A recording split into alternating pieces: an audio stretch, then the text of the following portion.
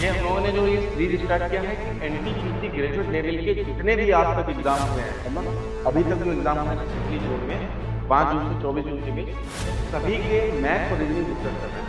30 कम से कम 40 mock test लेके आएंगे जो आपके बस अंडर ग्रेजुएट लेवल के कंप्लीट 30 से 35 मार्क्स हम लोग डिस्कस कराएंगे।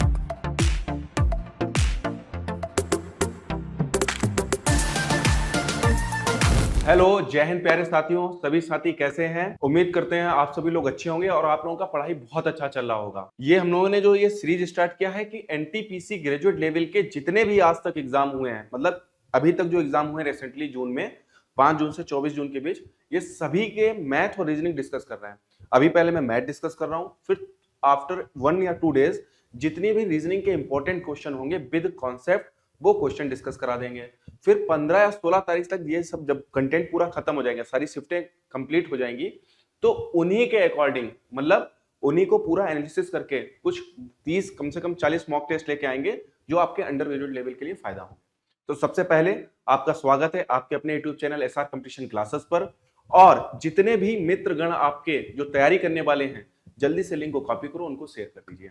चलिए हम लोग बिना देरी के शेयर शुरू करते हैं, मतलब शेयर नहीं, शुरू करते हैं। आज हम लोग 9 जून 2025 शिफ्ट 1 यहां पर देखेंगे।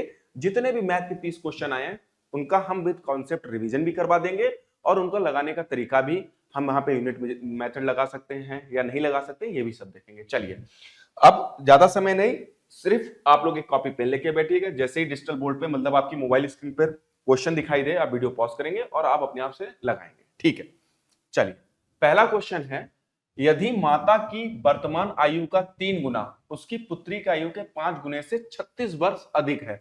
अधिक या कम, ध्यान रखिएगा, अधिक या कम जो होता है वो दो लोगों का क्या होता है, डिफरेंस होता है। ठीक है, तो माता की आयु को हमने x मान लिया और लड़की की आयु को y मान लिया। तो वर्तमान आयु का 3 गुना, तो ये हो गया आपका 3x, और पुत्री की आयु के 5 गुना, पुत्री की आयु के 5 गुना, तो ये 5y, और इनका जो डिफरेंस है वो किसके बराबर है, 36 वर्ष अधिक है। ठीक है, तो इस तरीके से हम लोग यहां पर लिख देंगे। अगली बात वो कहता है, और पुत्री की आयु का 3 गुना, फिर वो कहता है और पुत्री की आयु का 3 गुना, मतलब 3y जो हमने किया, और माता की आयु से 4 वर्ष कम है, मतलब यहां पर फिर देखिए कम या ज्यादा क्या होगा, डिफरेंस होगा। कहता है पुत्री की आयु का 3 गुना माता की आयु कितनी मानी है, x मानी है, और ये 3y जो है ये 4 वर्ष कम है, तो x माइनस 3y की वैल्यू कितनी हो गई, 4 हो गई। तो अगर मैं आप लोगों से कहूं कि x की वैल्यू अगर आप लोग यहां पे निकालोगे तो कितनी हो जाएगी, 4 प्लस के 3y, ये लीजिए x प्लस के यहां पर हो गई। x का वैल्यू आप यहां पर पुट करोगे तो 3, x का वैल्यू कितना है, 4 प्लस के 3y, 4 प्लस के 3y माइनस के 5y इक्वल टू 36। तो यहां पर ये 12 आ जाएगा, ये प्लस के 9y आ जाएगा, ये माइनस के 5y इक्वल टू 36। 9 में से 5 गए तो बचे 4y, और ये बताओ 12 को उधर भेजोगे, 36 में से 12 गया तो कितना आ गया, 36 में से 12 जाएगा तो ये आ जाएगा 24 आ जाएगा।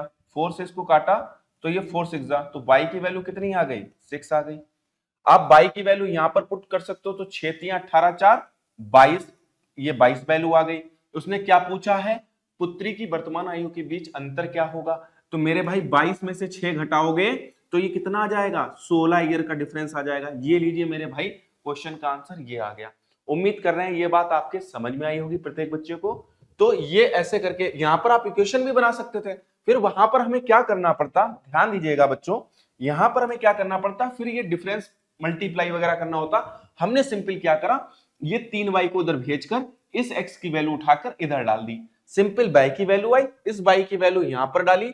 y की वैल्यू कितनी है, देखो x y की वैल्यू 6 6 3 18, उधर गई 22, इन दोनों का डिफरेंस 16y। उम्मीद कर रहे हैं ये बात समझ में आई होगी।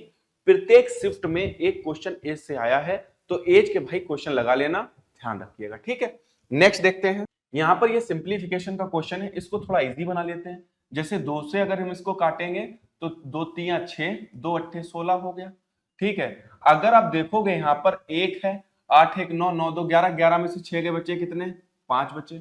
ठीक है, फिर यहाँ पर 8 है, 3 11, 11 4 15, 15 में से 8 के बच्चे 7। इसको तो आप ऐसे ही सॉल्व कर लो, 75 आंसर आ गया। ठीक है 75 आंसर आ गया। इसमें ज्यादा एनर्जी वेस्ट नहीं करनी। चलिए आगे देखते हैं मेरे भाई। बीजे का वेतन, नेक्स्ट क्वेश्चन है, बीजे का वेतन पहले 16% घटाया गया और बाद में 11% बढ़ा दिया गया। तो आप लोगों को बच्चों पता होगा, सक्सेसिव फॉर्मूला यहां पे लगा दो सबसे बढ़िया, plus minus x minus y plus minus x into y upon 100। ये लीजिए आपका सक्सेसिव फॉर्मूला। जब भी तुलना अगर दी हो और ओवरऑल पूछे तो इससे हम लोग इस्तेमाल कर लेते हैं। कब? जब परसेंटेज में वैल्यू दी हो। ठीक है, तो 16% घटाया गया तो माइनस के 16%, ये लीजिए। परसेंटेज ना लगाओ तो कोई बात नहीं, यहां पर माइनस के 16%, माइनस के 16 लिख लो। बाद में 11% बढ़ गया तो प्लस के 11 कर दो। अब मुझे बताओ एक्स वाई की मल्टीप्लाई करोगे तो इनकी मल्टीप्लाई करोगे तो क्या आ जाएगा? माइनस आ जाएगा। 16 इंटू कितना आ जाएगा? 11 बटे 100 कर लो। अब मुझे एक बात बताओ मेरे भाई, यहां पर 16 में से 11 गए तो 11 5 कितना होता है? देखो 11 5 कितना होता है? ये 5 बचा। अब इसकी मल्टीप्लाई कर लो, ये माइनस का है तो देखो 11 से मल्टीप्लाई करने का तरीका क्या होता है? 6, बाद वाले को जोड़ो 6 एक 7 और ये 176, और यहां पर 100 हटाओगे तो कितने के बाद पॉइंट लग जाएगा? 2 के बाद। 516.76। ये लीजिए इस क्वेश्चन का आंसर आ गया कितना? 7.6%। ठीक है, तो आप ये कॉन्सेप्ट भाई देख लेना, इससे क्वेश्चन बन सकता है। ओवरऑल प्रॉफिट और लॉस देखना हो, ओवरऑल कितना घटा कितना बड़ा देखते हैं तो वहां पे हम सक्सेसिव का फॉर्मूला लगाते हैं मेरे भाई, ध्यान रखना। ठीक है, चलिए नेक्स्ट क्वेश्चन देखते हैं। दीपेश के पास 168, ये तो हर शिफ्ट में पूछा गया, अभी तक ये 6 क्वेश्चन पूछे जा चुके हैं। आज 7वीं शिफ्ट डिस्कस करा रहा हूं, मतलब 9 जून की पहली शिफ्ट, तो ये आ गया इसका। ये 168 लीटर तेल है और इसमें 234 लीटर तेल है। ठीक है, फिर आगे कहता है वह कई समान कंटेनरों को दोनों प्रकार के तेल में इस प्रकार भरता है कि प्रत्येक कंटेनर में केवल एक प्रकार का तेल होता है। सभी कंटेनर पूरी तरह से भरे होते हैं। दीपेश द्वारा उपयोग किए जाने वाले प्रत्येक कंटेनर का अधिकतम आयतन, जब भी अधिकतम की बात होती है वहां पर भैया हम एचसीएफ की बात करते हैं।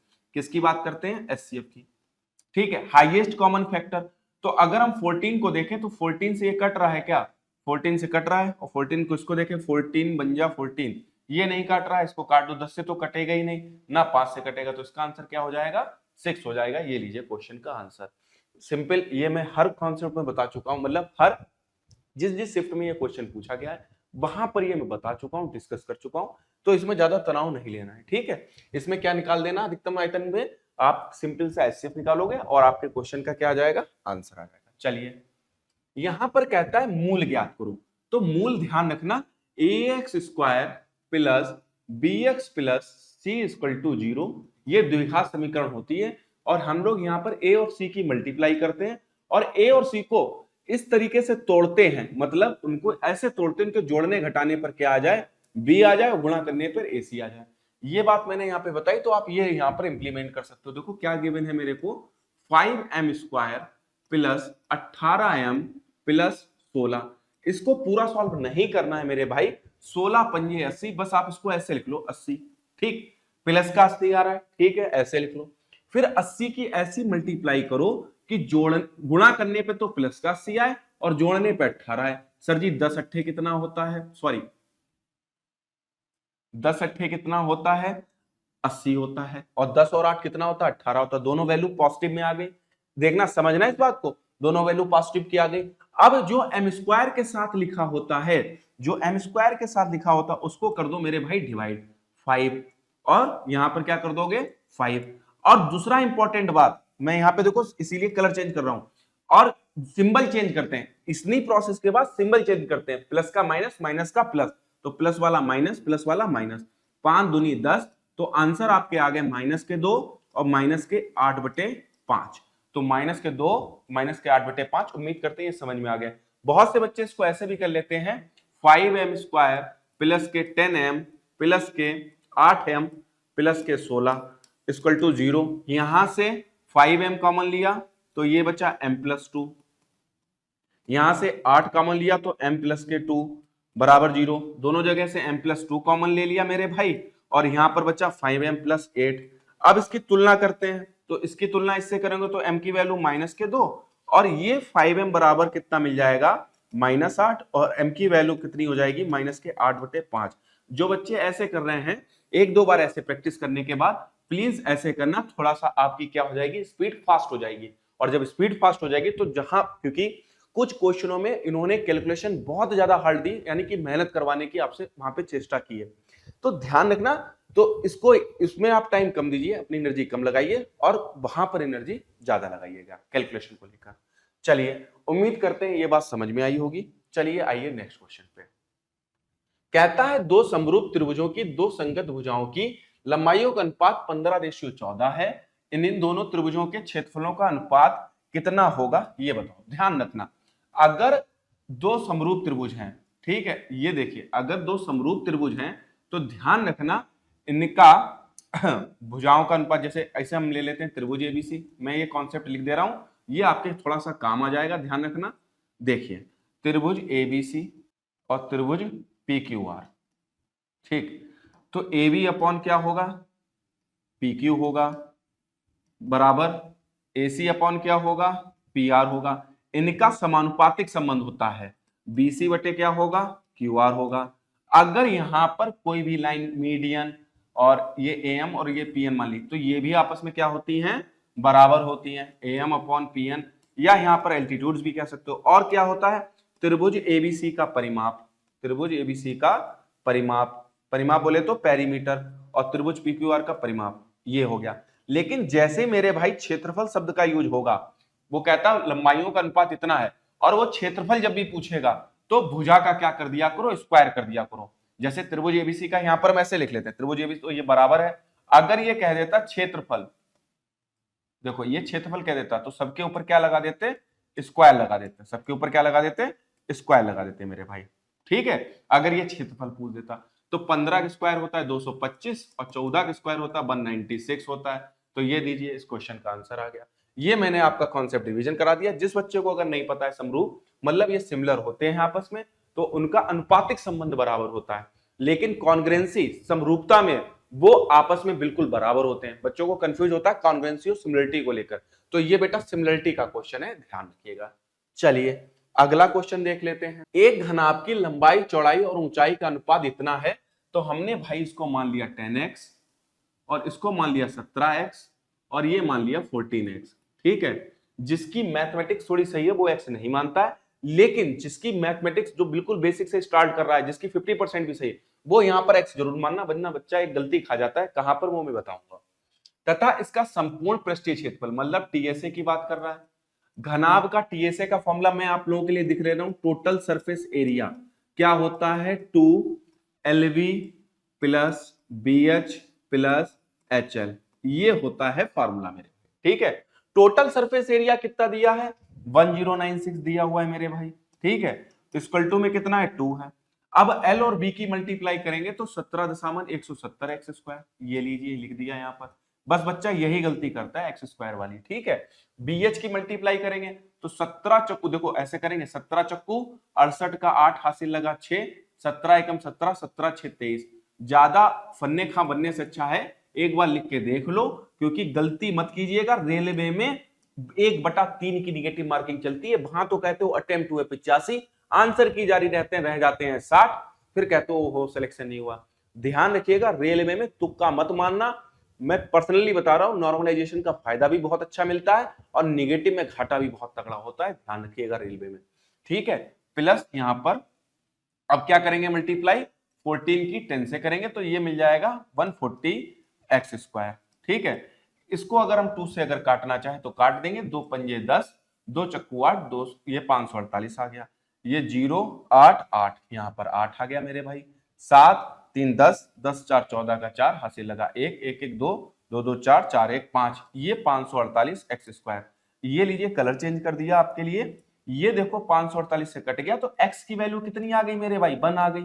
अगर x की वैल्यू 1 आ गई तो उसने क्या पूछा, घनाभ की लंबाई, तो ये 1 गुना होगा तो कितनी होगी मेरे भाई, 10 होगी। ये लीजिए इस क्वेश्चन का आंसर। ये टीएसए का फॉर्मूला होता है। सर अगर लेटरल सरफेस होता, मतलब वो कहता कि संपूर्ण कहता कि पार्श्वीय पृष्ठीय क्षेत्रफल, तो मैं वो भी लिख दे रहा हूं। तो देखो एलएसए कहते हैं उसको, क्या कहते हैं, एलएसए कहते हैं। तो एलएसए कैसे निकालोगे मेरे भाई तो क्या होता है 2L plus b into h. अगर वॉल्यूम की बात कहता तो L into b into h, मैं लिख दे रहा हूं सारे फॉर्मूले। अगर वो कहता चलो डायगोनल निकालो, तो under root l square plus b square plus h square. ठीक है, ये इस तरीके से कर लेते हैं, ध्यान रखिएगा। ठीक है, चलिए नेक्स्ट क्वेश्चन करते हैं। 30 सेंटीमीटर ऊंचाई वाले एक लंबवर्तीय शंकु का आयतन 160। अब ये शंकु है, शंकु को कहते हैं कोण, तो शंकु के आयतन का फॉर्मूला मेरे भाई पता होना चाहिए आपको सभी को। शंकु का आयतन,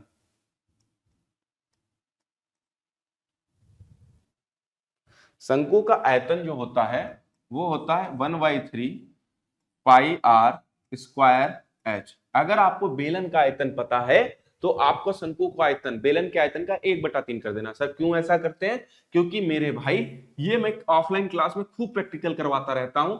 ये अगर आपका बेलन का आयतन है, इसमें अगर आप शंकु बनाओगे तो टोटल 3 शंकु निकलते हैं, 1 2 3। इसीलिए बेलन के आयतन का क्या कर दिया करो 1/3। शंकु का आयतन कितना दे रखा है 160 पाई, 1/3 पाई, और आर स्क्वायर तो ऐसे लिख दिया, और एच कितनी दे रखी है 30 सेंटीमीटर की हाइट दे रखी है। पाई से पाई कैंसिल कर दिया, 3 से काटा इसको 10 बार, तो 0 से 0 कट गया। और देखो कलर चेंज कर दे रहा हूं, इसका ये रूट जाएगा तो आर की वैल्यू कितनी आ जाएगी 4 आ जाएगी। तो त्रिज्या पूछी, आधार का व्यास पूछा है, त्रिज्या का क्या कर देते हैं 2 गुना 4 दूनी 8। ये लीजिए 8 सेंटीमीटर इस क्वेश्चन का आंसर आ गया। उम्मीद कर रहे हैं ये बात भी आपके समझ में आ गई होगी।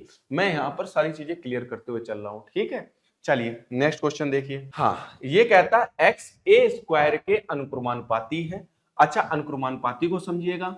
ये देखिए एक्स जो है ए स्क्वायर के अनुक्रमानुपाती है। जब ये सिंबल हटाते हैं तो यहां पर एक कांस्टेंट वैल्यू आ जाती है, तो एक्स बराबर क्या आ जाएगा ए स्क्वायर, के और ए स्क्वायर आ जाएगा। ठीक, दूसरी बात कहता है ए बाई के व्युत्क्रमानुपाती है, मतलब ए जो है ये बाई जो है ए के व्युत्क्रमानुपाती है, मतलब ए की वैल्यू कितनी हो गई यहां पर 1/बाई होगी। ऐसे लिख सकते हैं ए बराबर के 1/बाई। ठीक है, तो हम यहां पर ए की वैल्यू सिंपली डाल सकते हैं। ठीक है, तो ये आ जाएगी, कितनी आ जाएगी 1/बाई करके डाल सकते हैं। ए के है तो एक्स बराबर के इंटू 1/बाई स्क्वायर। ठीक है, तो x की, अब वो आगे क्या कहता है इसको देखिए। यदि बाई का मान 6 होने पर, तो ये तो हो गया k इंटू 1/36। ठीक, x का मान 97 हो जाता है, तो ये कितना हो जाता है 97 हो जाता है। ठीक है मेरे भाई, तो k की वैल्यू कितनी हो गई 36 इंटू 97 हो गई मेरे भाई। तो इसको हमने ऐसे करके लिख लिया k की वैल्यू। फिर वो कहता है x का मान ज्ञात कीजिए बाई का मान 2 होने पर। तो हम फिर से देखिए यहाँ पर इसी वैल्यू को उठा लेते हैं। x का मान ज्ञात करना है, और वो कहता है k की वैल्यू कितनी है 36 इंटू 97, और 1/बाई का स्क्वायर कर देना है। मतलब बाई का मान 2 होने पर तो बाई का स्क्वायर कर देंगे, तो 2 दूनी 4, तो 4 नेम कितना होता है 36, 9 सत्ते कितना होता है 63 का 3 हासिल लगा 6, 9 नेम 81, 6 87, 873। इस क्वेश्चन का आंसर देखिए लिखा है, ये देखिए। बहुत से बच्चे कहेंगे ये k की वैल्यू क्यों नहीं डाली, तो आप इसको मत लिखना, आप सीधे सीधे a व्युत्क्रमानुपाती है 1/बाई के, तो a की वैल्यू 1/बाई डाल देना, सीधे काम चल जाएगा। ठीक है, कंफ्यूज मत करिएगा। चलिए नेक्स्ट क्वेश्चन देखिए। इसमें कहता है दिए गए आंकड़ों का समांतर माध्य ज्ञात कीजिए। समांतर माध्य, आपको औसत का फॉर्मूला पता होना चाहिए। औसत का फॉर्मूला क्या होता है, दिए गए आंकड़ों का योग कर दीजिए और दिए गए आंकड़े जितने हैं उनकी संख्या देख लीजिए। आप भाग करोगे तो समांतर माध्य ये आ जाएगा। तो इसको चलिए जोड़ लेते हैं। 9 2 11 9 20, 20 7 27 1 28, 28 4 32 4 36 4 40, 40 और 4 44 का 4, 4 4 8, 8 9 17, 17 17 ये हो गया 17, और 7 ये हो गया 24। ठीक है, ये हो गया 24 और 2 26, 26 और 9 35, 5 40, 40 3 43, 43 9 52 और 7 59, 5 9 4 आ गया मेरे भाई। 1 2 3 4 5 6 7 8 9, इसे 9 से डिवाइड कर दिया। 9 छाक कितना आता है 54, फिर 9 छाक 54, 66 इस क्वेश्चन का आंसर हो गया। ठीक है, ये उम्मीद करते हैं समझ में आ गया होगा। सिंपल सा क्वेश्चन था, जोड़ना था, डिवाइड करना था। ठीक है, हर एक क्वेश्चन को भाई बता दे रहे हैं। बहुत से बच्चे होते हैं इन्हें छोड़ देते हैं, तो उनके लिए भी है। एक म्यूजिक सेट की मूल कीमत 8,000 रुपए है, उस की कीमत में 12% की कमी की गई, फिर 25% की वृद्धि की गई, तो इसकी नई कीमत क्या होगी। देखो मूल कीमत कितनी थी 8,000 रुपए थी, तो उसने कहा इसकी कीमत में 12% की कमी की गई, मतलब इस पे 88/100 कर दिया गया होगा, ये कर दिया गया होगा, हाँ नहीं बताओ मेरे भाई। फिर क्या गया, फिर 25% की वृद्धि कर दी गई। 25% को मेरे भाई आप कितना लिखते हो, 25% को लिखते हो 1/4, तो 4 पे 1 की कमी, वृद्धि की गई है तो 1 की वृद्धि, तो 5/4 से मल्टीप्लाई कर दी गई होगी। ठीक है मेरे भाई, 2 जीरो से 2 जीरो काटे, 4 से काटा तो ये 22 हो गया, 22 पंजे 110 इंटू 80, 2 जीरो निकाल लो, 11 अट्ठे 88, ये लीजिए भाई 8800। सर ये 88 कैसे आया? भाई आप 12% की कमी अलग से निकालोगे तो हमने पहले ही 12% कमी कर दी, अगर आपने 12% की कमी की होगी तो 100 पे कितने पे चीज बेची होगी, 88% पे बेची होगी। तो इस क्वेश्चन को ऐसे आप बना लेना, ठीक है। ये देखिए ए बी सी का औसत वजन 45 केजी है, ठीक है मेरे भाई। यदि देखो यहां पर समझना, इसको इस वाले मेथड से बता दे रहे हैं, फिर आपके बेसिक मेथड से बता देंगे। एबीसी का औसत वजन कितना है, 45 है, ठीक है। फिर कहते हैं ए और बी का औसत वजन 40 केजी है, ठीक है। ए और बी का औसत वजन 40 केजी है, तो इन दोनों का औसत वजन देखो कितना कम है सर जी, -5, और इंटू 2 करोगे तो टोटल कमी कितने की है सर जी, 10 की कमी है। फिर अगर आप नेक्स्ट देखोगे यहाँ पे मेरे भाई, यहाँ पर नेक्स्ट देखोगे आगे कहता है बी और सी का औसत वजन कितना है, 42 केजी है, मतलब ये कितना है 42 केजी है, इससे कितना कम है सर, -3 कम है, और इसकी 2 से मल्टीप्लाई कर देंगे तो टोटल 42, 3 कम है ना, 2 कर देंगे तो ये 6 हो जाएगा, ये हो जाएगा -6। 10 और 6 अगर देखोगे तो -16 की कमी आई है, ठीक है, -16 की कमी आई है। तो 45 में से 16 घटा लीजिए, 15 में से 6 गए 9, और 3 में से 1 गया 2, 9, 29 आ गया इस क्वेश्चन का आंसर, ठीक है। उम्मीद कर रहे हैं ये वाली बात आपके समझ में आई होगी। अगर जिस बच्चे को ये थोड़ा कंफ्यूजिंग लगता है तो इसका बेसिक मेथड देख लो। कह रहा है औसत वजन 45 है, कितने लोगों का, 3 लोगों का, तो आप 45 की मल्टीप्लाई कर दोगे मेरे भाई 3 से। हमेशा ऐसे क्वेश्चनों में क्या करो, योग निकाल लीजिए आप। तो देखो मेरे भाई 45 दूनी 90, 90 ये बन गया 135 बन गया आपका, योग आ गया 135। फिर कहता है ए और बी का औसत वजन 40 है, मतलब ये दो कैंडिडेट का है, तो 40 दूनी ये कितना रहा होगा, 80 रहा होगा मेरे भाई। फिर कहता है बी और सी का औसत वजन है 42, तो 42 दूनी कितना रहा होगा, 84 रहा होगा। इनको तो मेरे भाई आप जोड़ दो, ये 4 और 8 8 16। अगर आप ध्यान से देखोगे ये 164 क्यों ज्यादा आ रहा है, क्योंकि अगर आप देखोगे यहां पर बी को 2 बार ले लिया गया है, ये देखो बी की 2 बार काउंटिंग हो गई है, इसीलिए वो बी का वजन पूछ रहा है यहां पर, इसे कहते हैं ओवरलैपिंग, ठीक है। तो 164 में से आप 35 घटाओगे तो 14 में से 5 गए 9 बचे, और 5 में से 3 गए तो 2 बचे 59। तो ये एक आपका बेसिक तरीका होता है। अगर थोड़ा सा स्मार्ट तरीका, स्मार्ट वे से करोगे तो ये आप थोड़ा सा फास्ट कर लोगे, इसमें ज्यादा कैलकुलेशन नहीं है, बस ये देखो एवरेज वैल्यू से कौन ज्यादा है या कम है। तो देखो ये 45 40 था, कितना कम था, 5 कम था, लेकिन सर 2 से मल्टीप्लाई क्यों किए, क्योंकि यहां पर 2 लोग थे, तो योग कितना हो गया, -10 हो गया। ऐसे ही अगर आप देखोगे यहां पर बी और सी का औसत वजन कितना था, 42 था, तो औसत वजन तीनों के औसत वजन से कितना कम था, 3, तो 2 में बट गया 6। टोटल घाटा कितने को हो रहा है, -6 और -16 का घाटा हो रहा है। ये 16 का घाटा किस पे हो रहा है, 45 पर। तो टोटल बी का कितना वजन होगा, 29 होगा। उम्मीद कर रहे हैं ये वाली बात अब आपके समझ में आ गई होगी। चलिए नेक्स्ट क्वेश्चन जल्दी से देख लेते हैं फटाफट। यहां पर देखिए टाइम स्पीड एंड डिस्टेंस का क्वेश्चन है, कहता है 54 किलोमीटर की दूरी तय करते समय एक व्यक्ति ने देखा 1 घंटा 15 मिनट तक साइकिल चलाने।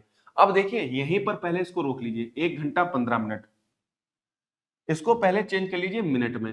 तो 1 घंटा 15 मिनट चाहे तो आवर में चेंज कीजिए, तो 1 आवर 15 मिनट है, तो आवर में चेंज करने के लिए इसे डिवाइड कर देंगे 60 से, तो 15 बन जा 15, 15 4 जा, तो 4 1, और ये आ गया 5/4।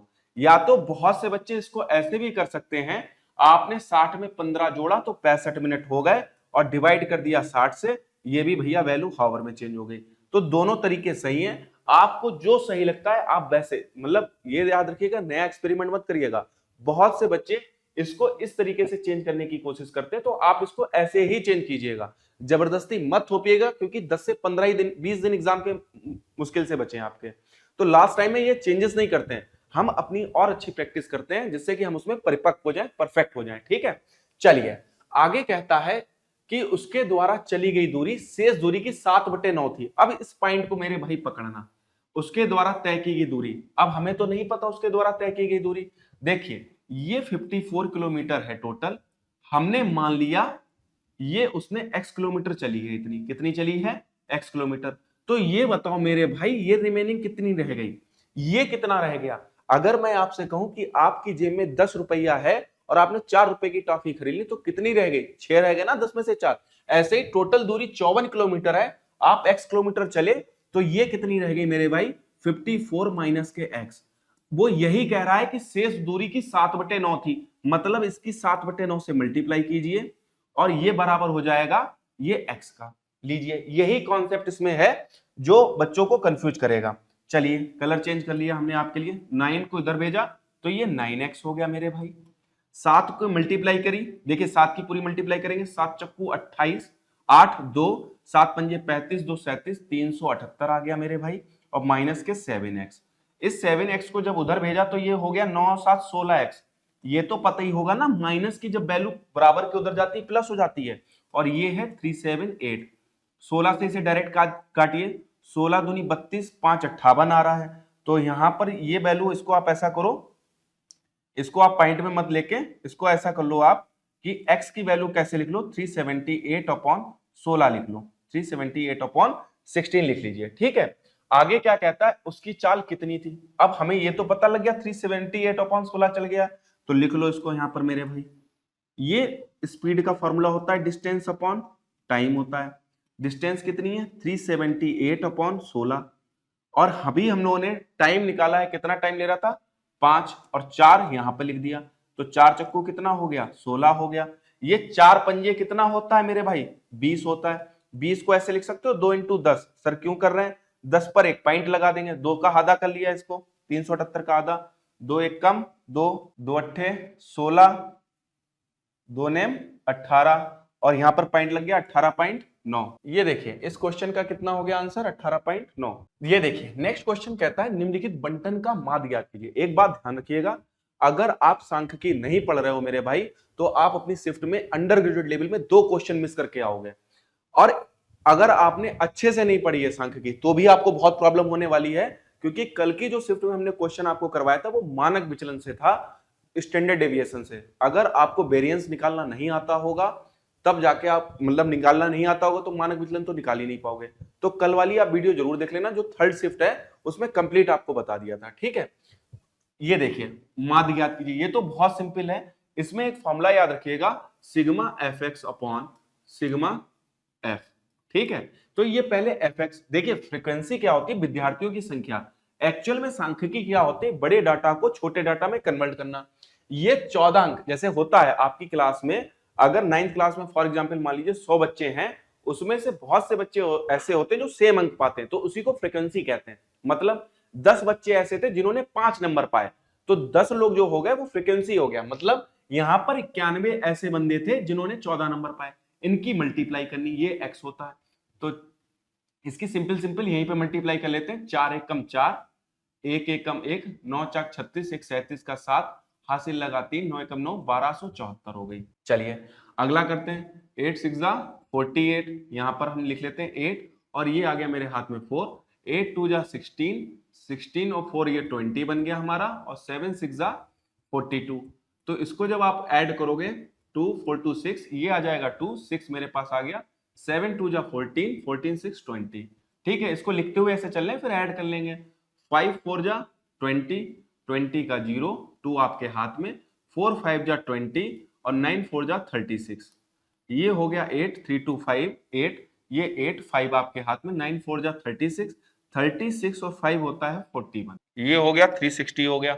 2 जीरो से यहाँ पर ये समेट दिए, 2 जीरो से ये समेट दिया, 9 3 27, ये 270 आर हो गया, माइनस के ये 150 आर हो गया, ये 360 हो गया। ठीक है, 0 7 में से 5 गया 2, ये 120 आर बराबर 360, 0 से 0 काटा, 12 3 36, आर की वैल्यू कितनी हो गई 3 हो गई। तो इसका आंसर कितना हो जाएगा 3% हो जाएगा, ध्यान रखिएगा। तो उम्मीद कर रहे हैं आप इस चीज को समझ गए होंगे अच्छे से। ये कभी कभी 3 टाइप से देता है, एक बार तो क्या देता है, कभी कभी ये कहता है कि ये बराबर है, तो यहां पर हम क्या लगा देते हैं बराबर का सिंबल, तुलना कर लेते हैं, तब भी आंसर आ जाता है। या तो कहेगा अधिक है या ज्यादा, अधिक है या कम है, तो ये वाला कॉन्सेप्ट लग जाएगा। तो उम्मीद कर रहे हैं ये भी आपके कॉन्सेप्ट है, समझ में आ गया होगा। ठीक है, चलिए अगला क्वेश्चन देखते हैं 58। ए 2 स्टेशनों के बीच रेलवे ट्रैक 8 दिनों में बिछा सकता है। बी उसी कार्य को 24 दिनों में कर सकता है। सी की सहायता से भी उस कार्य को 3 दिनों में पूरा कर सकते हैं। एक्चुअल में देखा जाए ये टाइम एंड वर्क का कॉन्सेप्ट है, वो यहाँ पर कैसा भी वर्क दे सकता है। तो यहाँ पर ए जो है 2 स्टेशनों के बीच में 8 दिनों में, और बी उसी कार्य को 24 दिन में, 24 डेज में। लेकिन आगे की लाइन थोड़ी इंपॉर्टेंट है, वो कहता है सी की सहायता से बे, मतलब ए प्लस बी, मतलब यहां पर 3 धुरंधर उतार दिए गए, ए प्लस बी प्लस सी, और ये काम 3 दिन में निपटा के चले जाते हैं। तो कभी भी टाइम एंड वर्क का कॉन्सेप्ट आए तो मेरे भाई इनका ले लिया करो एलसीएम। तो यहां पर एलसीएम लेने का सबसे बढ़िया तरीका, बड़ी संख्या पकड़ो। देखो 8 24 को काट रहा है, 3 काट रहा है, हाँ काट रहा है सर, ये हो गया 24 यूनिट टोटल वर्क। अब ये टोटल वर्क को आप कुछ भी मान सकते हो अपने अनुसार, आप 24 पेड़ लगा सकते हो, 24 ईंटें लगा सकते हो, कुछ भी समझ सकते हो। टोटल 24 पेड़ लगाने थे या 24 किलोमीटर का ट्रैक बिछाना था, ऐसे भी समझ सकते हो। 24 की 8 से भाग करोगे तो इसकी क्षमता निकल के आती है, एक दिन की क्षमता निकल के आती है। तो 24 को 8 से भाग दिया तो ये 3 यूनिट या 3 पेड़ लगा पाता है या 3 ईंटें लगा पा रहा है, जो भी आपको सही लगे। फिर 24 को यहां पर ये एक दिन में एक ही पेड़ लगा पा रहा है, और ये तीनों मिलकर एक दिन में कितना पेड़ लगा रहा है, 8 लगा रहा है। बस यहीं पर क्वेश्चन पूरा सॉल्व हो गया मेरे भाई। ये बताओ ए ने लगाए 3, बी ने लगाए कितने, 1, तो ये मिलकर लगा रहे हैं 4। इस 8 में से 4 अगर पेड़ ये लगा रहे हैं तो 4 पेड़ ये लगा रहा होगा मेरे भाई। आगे उसने क्या पूछा, सी अकेले उस कार को, टोटल कार कितना है, टोटल पेड़ कितने लगाने हैं, 24। सी एक दिन में कितने पेड़ लगाता है मेरे भाई, 4, 4 से काटिए, 4 छंग 24। ये लीजिए, इस क्वेश्चन का आंसर कितना आ गया, 6 दिन। उम्मीद कर रहे हैं ये वाला भी कॉन्सेप्ट आपका रिवीजन हो गया है, अच्छे से बात समझ में आ गई होगी। चलिए नेक्स्ट क्वेश्चन करते हैं। देखिए प्रॉफिट एंड लॉस का क्वेश्चन आया। एक दुकानदार ने अपने सामान पर क्रय मूल्य से x% अधिक मूल्य अंकित कर दिया। ठीक है मेरे भाई, तो यहां पर सीपी को हम ऐसे लिख लेते हैं, और ये लीजिए सीपी आपकी 100 रुपए हो गई। इस पर जब x% ज्यादा अंकित किया होगा तो मेरे भाई ये वैल्यू हो गई होगी 100 + x, ये बन गई एमआरपी। ठीक है मेरे भाई, फिर उसने कहा यदि उसे 71% का लाभ हुआ, चलो इससे भी निपट लेते हैं। तो अगर लाभ और हानि किस पे होती है, सीपी पे। 100 का 71%, 71 मतलब 71% निकालोगे तो ये 171 पे वस्तु बेची होगी, हाँ या ना बताओ। भाई तुम 100 रुपया के खरीद के लाए, 71% का लाभ लेना है, तो 100 का 71% कितना हुआ, 71 रुपया हुआ। तो जाहिर सी बात है तुमने सेल किस पे किया होगा, 171 पे। अब मेरे भाई एक बात बताओ, तुम जो डिस्काउंट होता है एमआरपी पे देते हो या सीपी पे देते हो। सर जो एमआरपी होती है, मैक्सिमम रिटेल प्राइस जो लिखा होता है, उसी पे तो लेते हो डिस्काउंट। वो एमआरपी 100 + x है, तो इसको अभी थोड़ी देर के लिए छुपा लो, इसको, इसका हमारे पास काम ही नहीं है।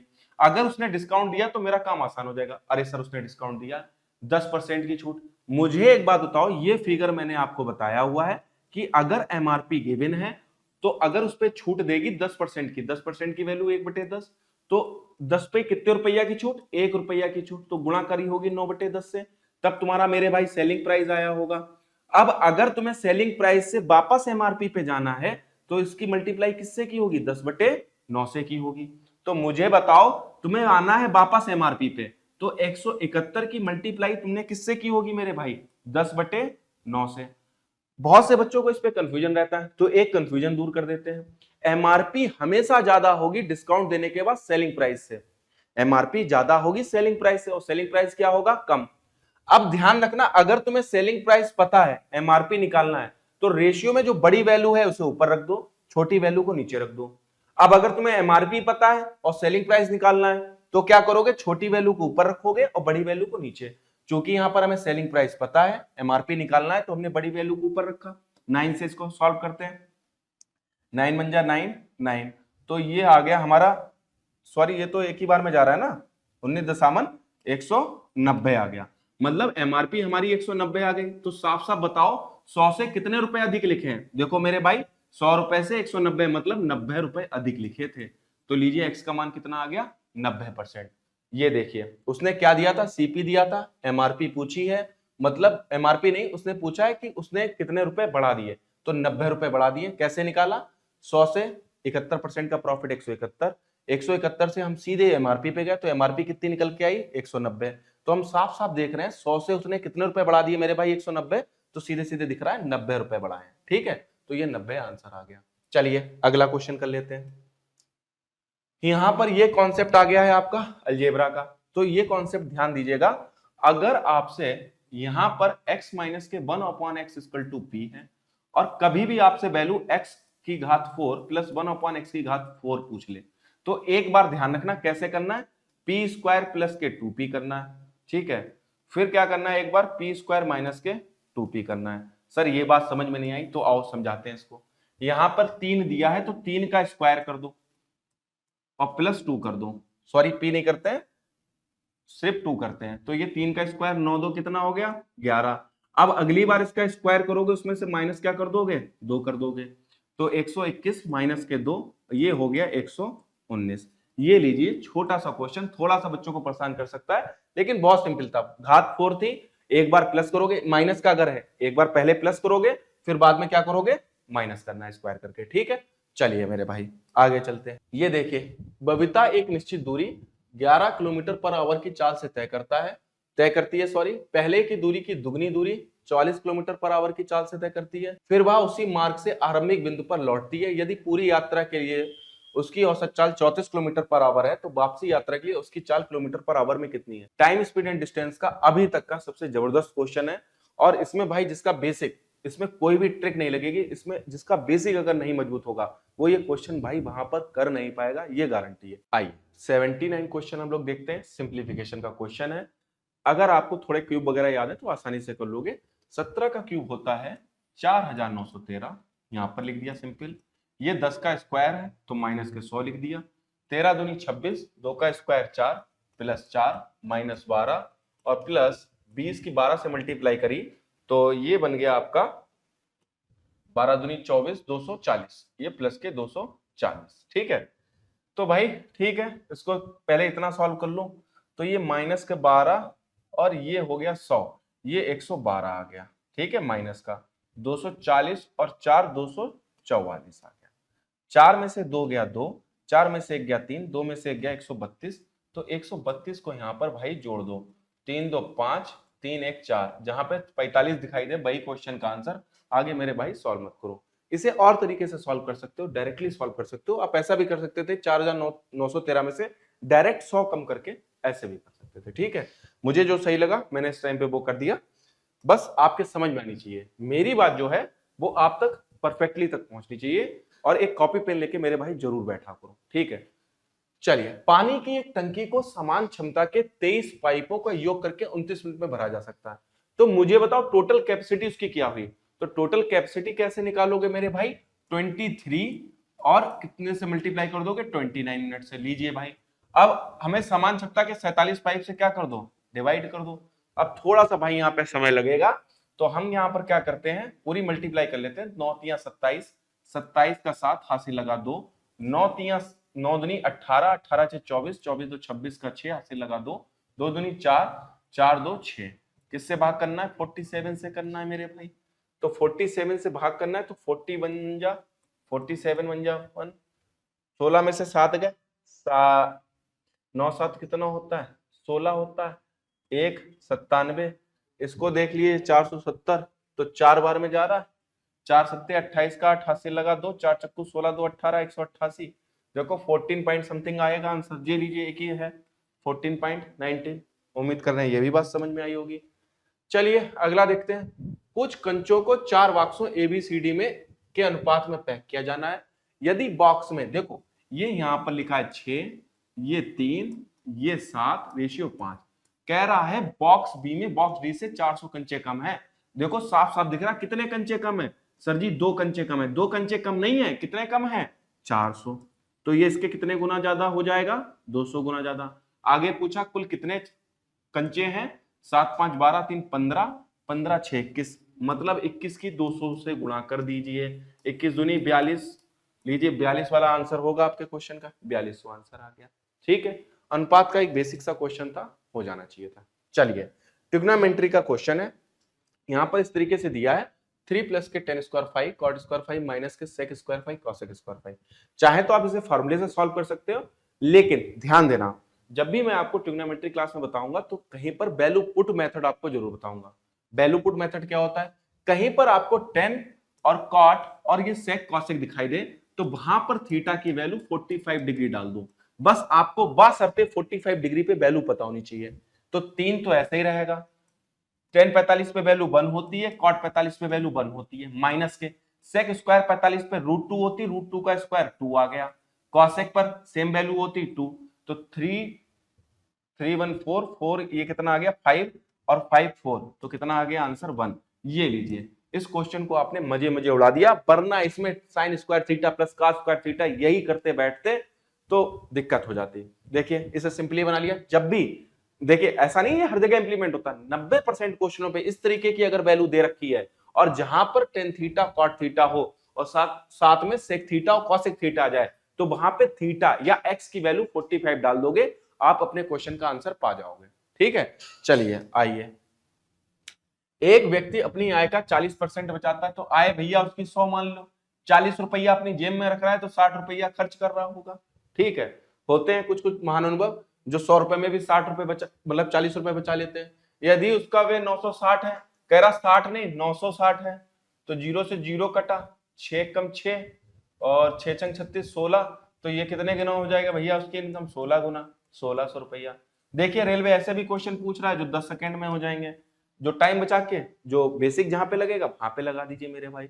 चलिए ये देखिए 98 क्वेश्चन को, यदि माल 450 में खरीदा गया और 1/3 माल 10% की हानि पर बेचा गया, तो पूरे लेन देन पे 20% का लाभ प्राप्त करने के लिए शेष माल को कितने ये यहाँ पर हम एलिगेशन लगा सकते हैं। देखिए एलिगेशन क्या होता है, कोई चैप्टर नहीं होता है, एलिगेशन एक अप्रोच होती है जो बहुत सारे क्वेश्चनों में लग सकती है, चाहे वो टाइम स्पीड एंड डिस्टेंस हो, चाहे आपका क्या कहते हैं एज वाले क्वेश्चन हो, चाहे रेशियो के कुछ क्वेश्चन हो, बहुत जगह पे लग जाता है, चाहे SI CI के क्वेश्चन हो, बस आपको सही तरीके से आना चाहिए।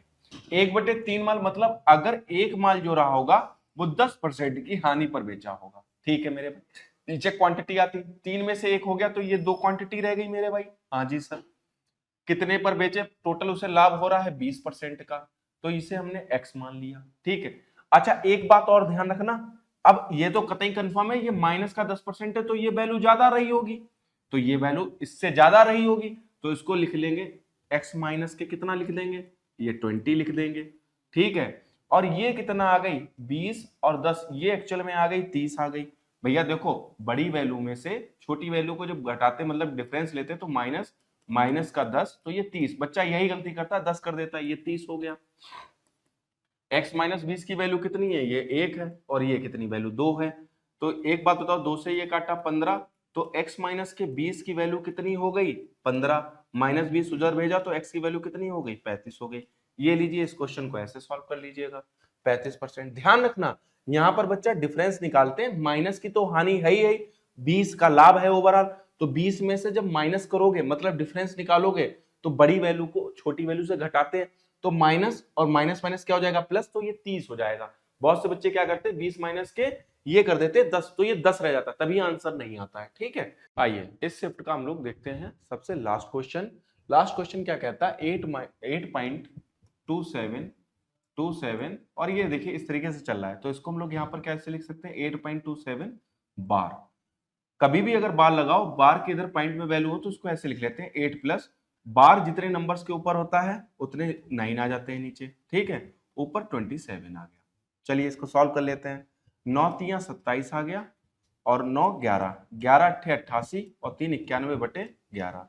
लीजिए इस क्वेश्चन को सॉल्व कर दिया। चलिए आज आपकी ये वाली शिफ्ट खत्म हो गई है, पहली शिफ्ट खत्म हो गई है। नेक्स्ट वीडियो में हम लोग सेकंड शिफ्ट का डिस्कशन कर लेंगे। 30 क्वेश्चन कंप्लीट करने के बाद हम लोग फटाफट जितनी एनटीपीसी में ग्रेजुएट लेवल के एग्जाम में जितनी भी शिफ्ट हुई सबको कंप्लीट करने के बाद अंडर ग्रेजुएट लेवल के कंप्लीट 30 से 35 मार्क हम लोग डिस्कस कराएंगे जो आपके एग्जाम के रिलेवेंट होगा।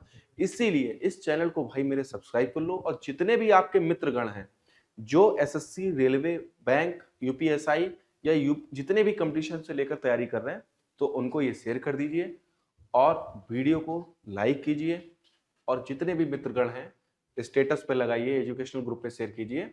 बाकी के लिए धन्यवाद, मिलते हैं नेक्स्ट वीडियो में नेक्स्ट शिफ्ट मैथ के कंप्लीट 30 क्वेश्चन के साथ।